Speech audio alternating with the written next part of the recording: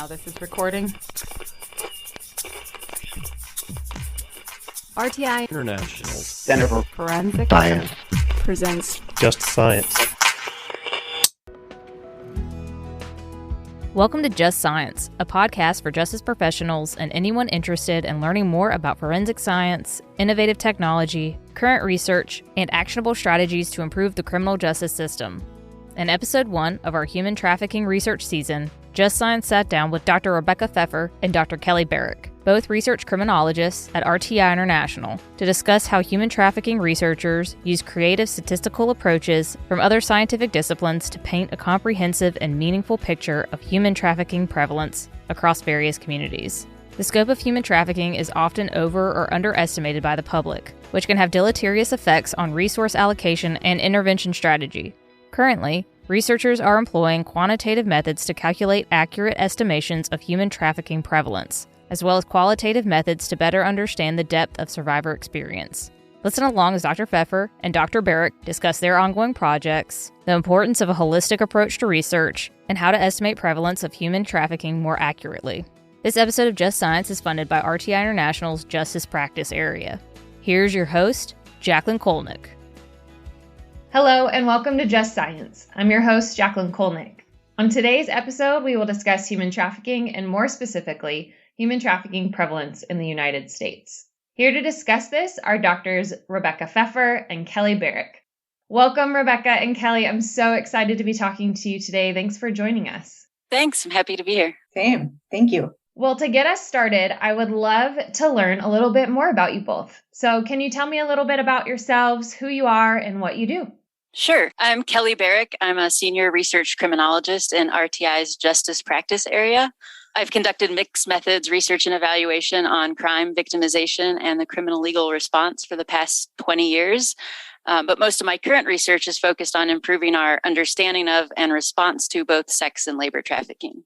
And I'm Rebecca Pfeffer. I'm also a senior research criminologist in the Justice Practice Area, like Kelle. And I have been doing human trafficking research for over a decade. I started out doing a lot of work around the law enforcement response to human trafficking and have expanded to be doing some research that focuses more on how to identify victims and survivors in different ways. And that's where my work and Kelle's has really begun to intersect. Well, it's so lovely to hear more about your backgrounds and all that has brought you to today in this conversation. I think a really helpful thing that could help ground our listeners is to define what trafficking is. So can one of you define what trafficking is? Sure, that's a really helpful place to start. So human trafficking is when a person is compelled to work under conditions of either force, fraud, or coercion. And there are a lot of different ways that this can happen or ways that that can look in the United States and elsewhere. Sometimes people find it helpful to distinguish between sex trafficking and labor trafficking. Sex trafficking involves commercial sexual activity under conditions of force, fraud, or coercion, while labor trafficking is exploitation that happens in any number of industry sectors, such as construction, hospitality, or agriculture, but it can also happen outside of recognized industry sectors. So occurrences like forced begging or forced criminality are also considered labor trafficking. That's a really helpful and expansive definition that you gave us, Rebecca. Thanks for that. It sounds also like it touches a lot of different areas and sectors. So Kelle, I'd love to ask you, how common is human trafficking? Like, what do we know about the prevalence of this type of victimization? Well, this may be disappointing, but we don't really know. It's commonly understood that human trafficking is a widespread problem, but the variation in global estimates has been extreme. So in the past 10 years, we've seen global estimates ranging from about 20 million to 50 million people worldwide. This wide variation in estimates has led some people to argue that these claims about human trafficking being widespread are unsubstantiated. And there is a growing recognition that it's necessary to improve the methods used to generate prevalence estimates so they can be more precise and reliable. And there are a number of ongoing projects seeking to do that. So it's unfortunate that we don't have, precise numbers on the scale of human trafficking, but it's important for a couple reasons. Stakeholders that are involved in anti-trafficking efforts, such as policymakers, service providers, healthcare providers, law enforcement, and other courtroom actors, need data to inform their responses to trafficking within their jurisdictions. without empirical data, efforts to disrupt trafficking or meet the needs of its survivors will be driven by public opinion, which is often either sensationalizing or disregarding, which can result in either too little intervention or too much.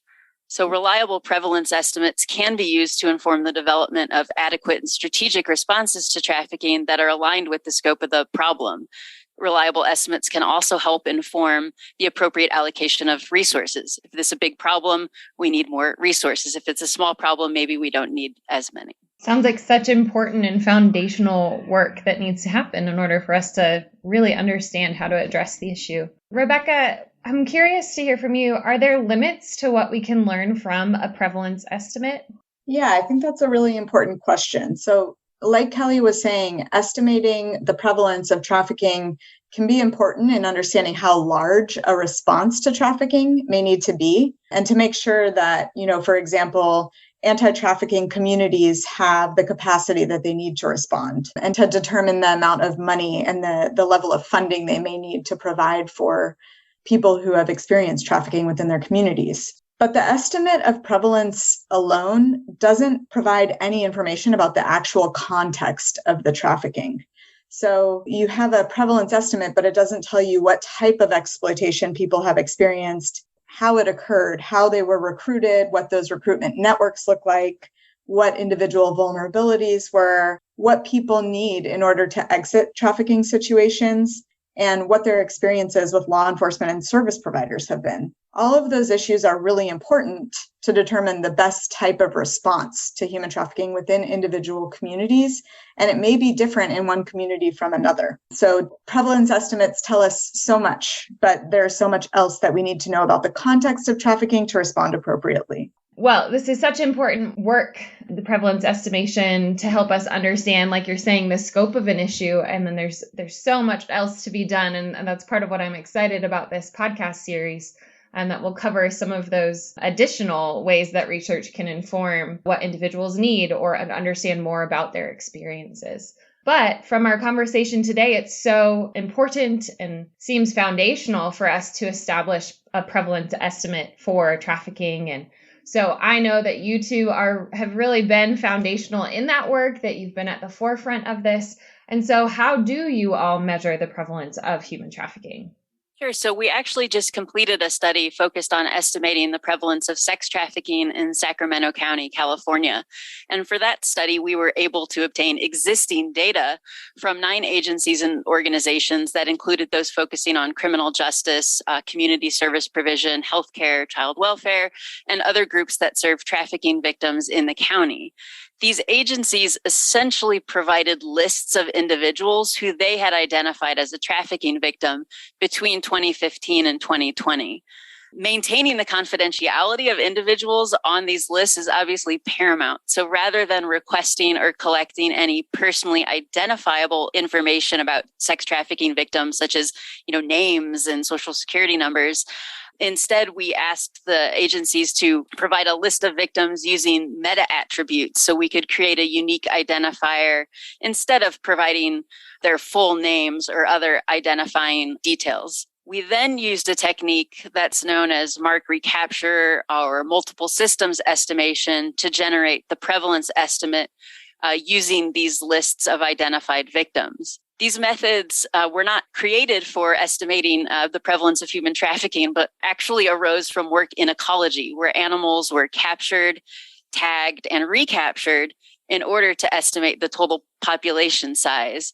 Rebecca, do you want to jump in with an example of that? Sure. So, for example, if you wanted to know how many fish were in a pond, you wouldn't necessarily try to catch every single fish in the pond, but you could estimate how many there were by catching a fish and marking it and throwing it back in, and then catching another fish and marking it and throwing it back in. And you would keep track of the number of marked fish that you were finding and the number of unmarked fish that you were finding to figure out how many fish were in the pond. So if you keep catching marked fish, you would know that there aren't that many fish in the pond. But if you keep throwing marked fish back and catching unmarked fish, you would know seem to be a lot more fish in here than we thought. And that's sort of the approach that we took. So we had these agencies provide us with their lists of known trafficking victims, And then we analyzed those lists to see how often individuals showed up on more than one list. And there are statistical models that use the overlap of individuals that appear on one or more lists to estimate the total size of the population. You mentioned meta-attributes. Can you explain what meta-attributes are? So by meta-attributes, we mean we took information that is unique to individuals, but isn't by itself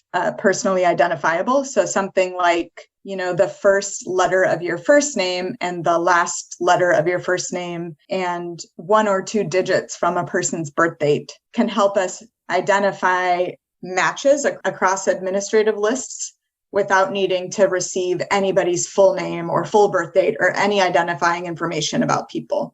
In that way, we were able to work with agencies to give us their lists, because they believed in the importance of this work, but also, of course, want to protect their clients. And so do we. And that was a way that we were able to work with agencies to obtain these lists and be able to do this analysis. Something that you mentioned here was getting different types of agencies and organizations. So you mentioned criminal justice, service providers, healthcare, child welfare. Why is it important to include lists from multiple organizations like that? That's a great question, Jacqueline. And the answer is that different people come to the attention of different agencies and organizations. There's no reason to think that law enforcement would come in contact with every single trafficking victim in a county. And there's no reason to think that any one community service provider would come into contact with all victims.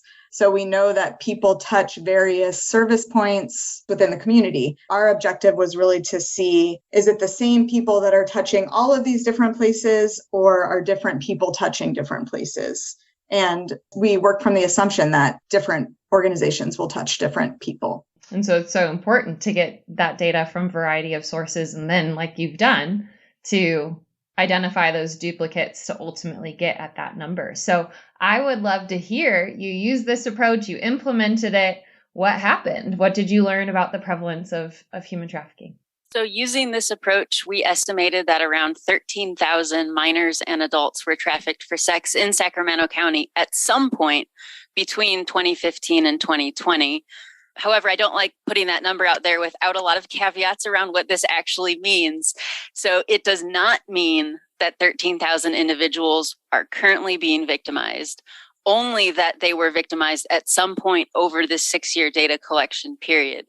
And it's important to note that the length of time that victims were trafficked varies a lot. So some individuals may have been trafficked for a day or two during this period, and others for the entire 6-year data collection period. Because of that variation in the length of trafficking exploitation, we can't use this estimate to estimate the number of victims there are in a single day or a year or at any given time. We just know the number over that 6-year period. Although prevalence was a key part of the study, it was not the only component. I think Rebecca can talk a little bit about what else we did in this study. So in addition to trying to estimate the scope of sex trafficking in Sacramento County, we also wanted to understand what that exploitation was like for those people with lived experience. And to do that, we also conducted 159 semi-structured interviews with people with lived experience in commercial sex who had either worked under a pimp or trafficker or who identified as having been trafficked.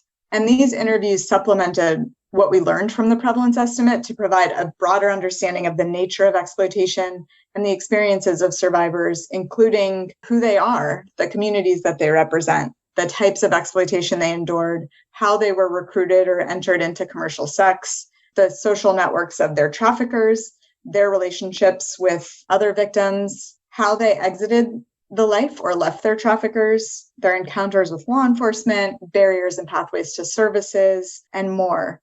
And although the prevalence estimate that we generated for this project gets the most attention, this contextual information that we learned from these interviews was really critical in developing actionable recommendations to inform a response to trafficking that is coordinated and, survivor informed. Well, it sounds like your study really had that deep understanding of the context of the community in which you were trying to estimate prevalence. I'm curious, do you have any other examples beyond the Sacramento sex trafficking project that emphasizes that need to take in community context?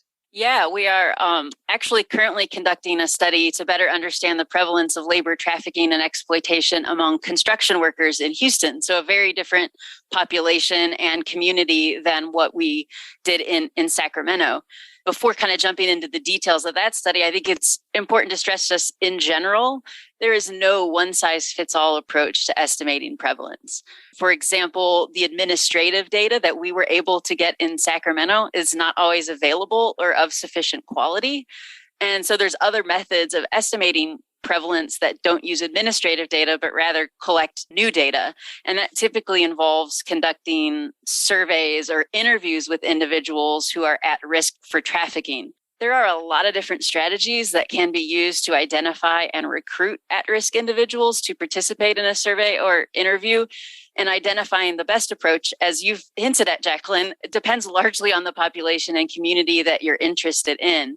For example, the best strategy for recruiting migrant farm workers in a rural area is probably not going to work to recruit individuals trafficked for commercial sex in an urban area. And we're not going to go into detail on all those different options and methods, but Rebecca can talk a little bit through a study that we're currently conducting to estimate the prevalence of labor trafficking among construction workers in Houston. The overarching goal of that study is actually to advance knowledge of promising methods for estimating prevalence in addition to generating the estimate itself.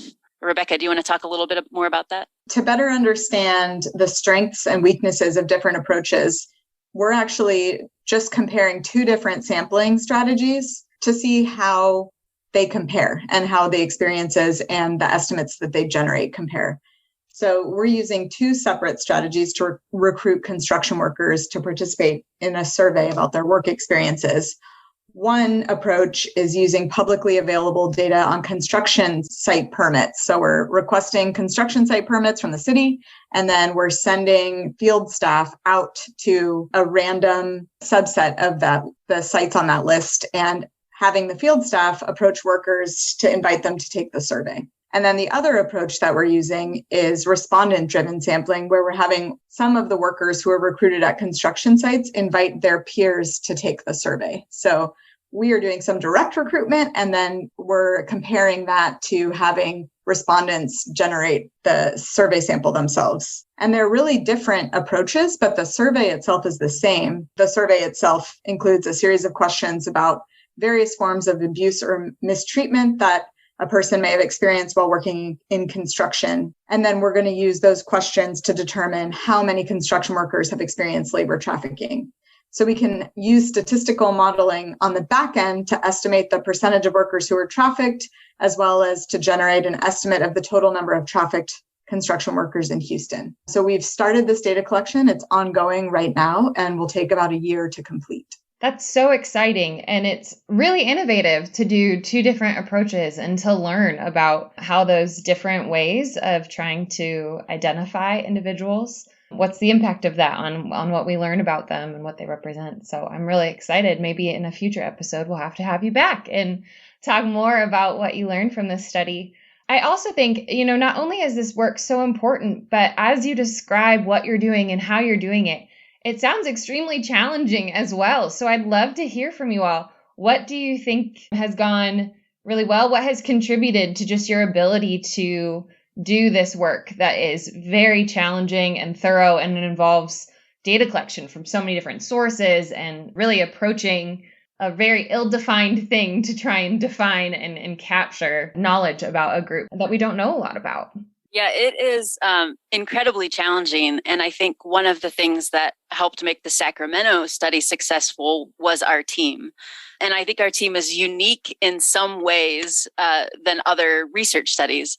For one, the effort was actually led by a Sacramento nonprofit called Community Against Sexual Harm, also known as CASH. And then it was supported by research partners, both Rebecca and I here at RTI and a full team of researchers here, and a local data department, the Institute for Social Research at Sacramento State University. Our team also included survivor leaders who were actively engaged throughout the study. And not all research on trafficking, whether it's on prevalence or not, engages both practitioners and survivors throughout the study.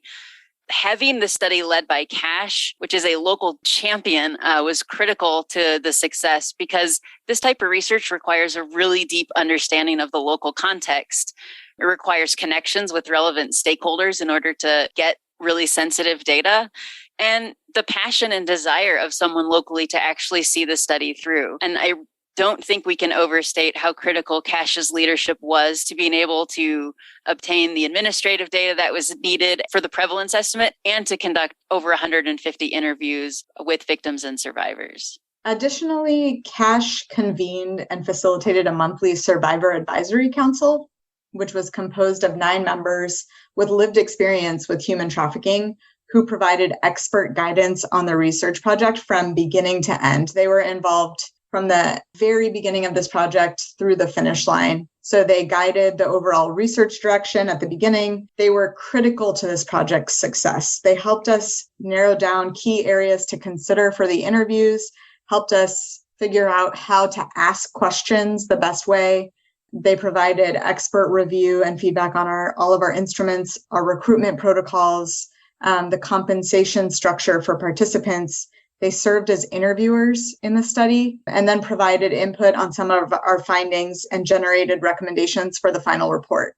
This project would never have been nearly as successful, or we never would have learned as much as we learned without this Survivor Advisory Council. I don't know if I can speak for Kelle, but I think I can. This changed the way I think about how we conduct research. I mean, it was just made the project 1,000 times better. I think that's so important to emphasize, is the ways in which those with lived experience, right, being from start to finish through the research, involved in all of the pieces and components, not only strengthened your study, but also just rooted it and grounded it in the lived experiences that individuals have. And I think that is just such an exciting part of this study. It's so important for us to be talking about. And in this series, I will have another podcast that talks specifically more about participatory action research, which is an approach that individuals can take to make sure that the research is grounded and rooted in the communities that it's meant to impact or inform. So I think between CASH and that Survivor Advisory Council,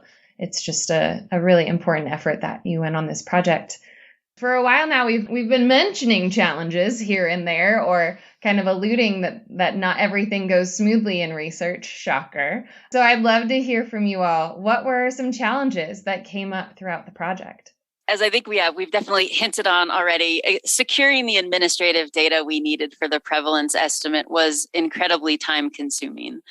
We did approach 14 agencies in total and asked them if they would be able to contribute study. And in the end, we got 9 who provided lists of the unique identifiers of the trafficking victims that they had served. And as we mentioned before, the nature of the data we were asking for understandably raised concerns. And, we wanted to do everything we could to protect the identity of the victims while still being able to use the data to generate the prevalence estimate. And as I mentioned before, without CASH, who's a trusted and known leader in the anti-trafficking community, it's unlikely that we would have been able to get data from those 9 sources in order to generate the estimate. Another challenge that we had was just taking care of everyone who was working on this project, from those who are conducting the interviews to those who are reading and coding the transcripts. We asked really difficult questions and covered really difficult topic areas. And we needed to remain sensitive to the possibility of vicarious trauma for everyone who was interfacing with this difficult material. And sometimes we were learning those lessons in retrospect instead of being proactive.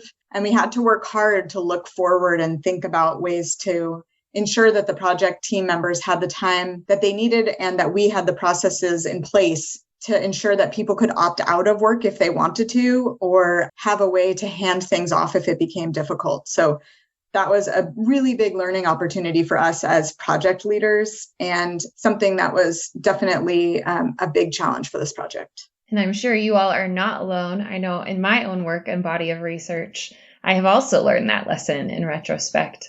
And I think it's a place for our field to continue to grow and learn more about, is how we can better support all people engaged in our research projects, sometimes who are not researchers, sometimes who haven't ever worked in a space that has, exposure to traumatic content through our professional spaces. So I appreciate you raising those challenges and sharing about them. And also being honest and transparent about how sometimes we learn in retrospect things that we now can implement in future projects in our work. So I'm sure our listeners will appreciate that. Let's say that people want to learn more about this work and what you all are up to. Where can they go to find that? Well, one place is in the Journal of Human Trafficking. We recently published an article on prevalence estimation methods. The article is called Advances in Measurement, a Scoping Review of Prior Human Trafficking Prevalence Studies and Recommendations for Future Research. And it's available via open access, so you don't need any journal subscription to be able to view the article in full. Yeah, so we also have some reports available for download on the Sacramento sex trafficking study on our project's webpage. The reports include our final report that has all of our key findings with prevalence and findings that came out of our interviews. There's a brief report providing recommendations for anyone thinking about maybe trying to replicate this type of study, and a brief we co-authored with members of the Survivor Advisory Council. If you Google estimating sex trafficking in Sacramento, our website should be the first result.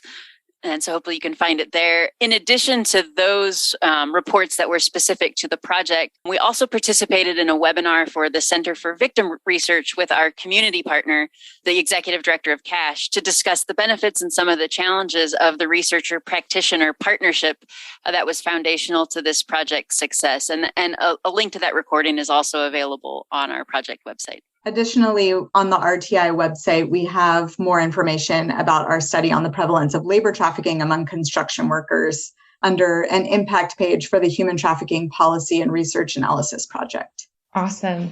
Thank you so much for those resources. I'm sure people will be excited to explore them. As we close out our time together, is there anything you'd like to leave listeners with today? I think our main message is that understanding prevalence can be helpful for some things, but estimating the scope of human trafficking is sort of an empty exercise if you don't also seek to understand the nature and context of the lived experience of these people.